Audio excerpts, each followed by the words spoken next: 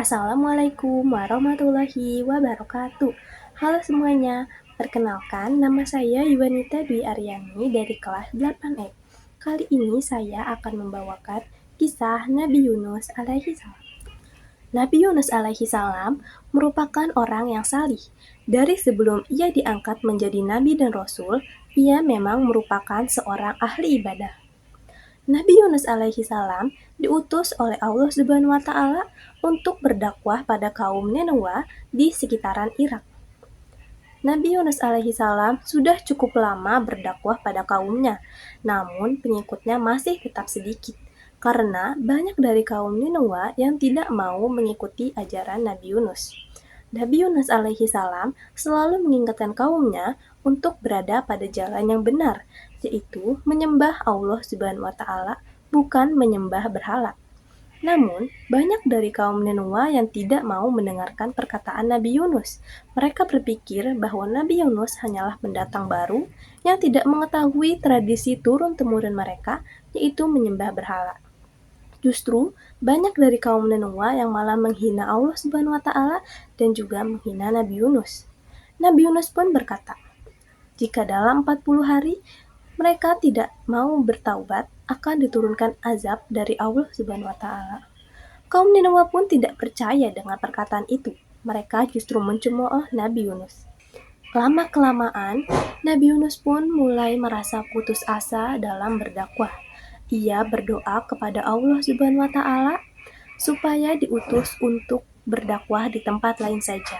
Ia sudah lelah dengan perilaku kaum Nineveh yang keras kepala. Nabi Yunus pun pergi meninggalkan kaumnya yang masih tersesat. 40 hari kemudian, awan hitam dan bencana mulai bermunculan. Banyak dari kaum Nineveh yang ketakutan. Mereka berbondong-bondong mencari Nabi Yunus, namun tidak menemuinya. Mereka pun mulai sadar akan perintah Nabi Yunus. Mereka pun bertaubat dan mulai mengikuti ajaran Nabi Yunus, yaitu menyembah Allah Subhanahu wa taala.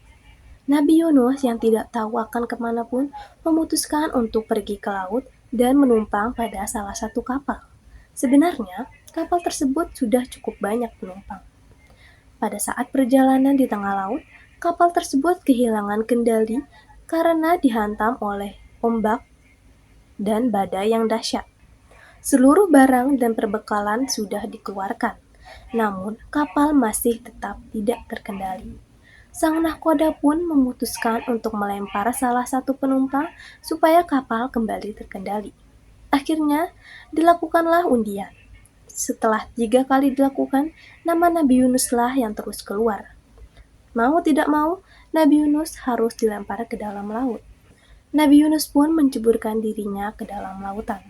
Sesaat kemudian, datanglah seekor ikan paus besar yang menelan Nabi Yunus. Nabi Yunus pingsan beberapa hari di dalam perut ikan paus. Saat ia membuka matanya, ia merasa bersalah karena tidak sabar dalam berdakwah dan malah meninggalkan kaumnya yang masih tersesat.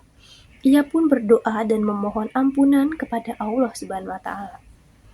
Allah Subhanahu wa taala pun mendengar doa Nabi Yunus.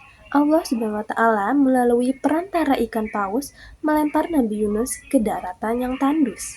Saat sadar, Nabi Yunus merasa lelah dan sakit di sekujur tubuhnya.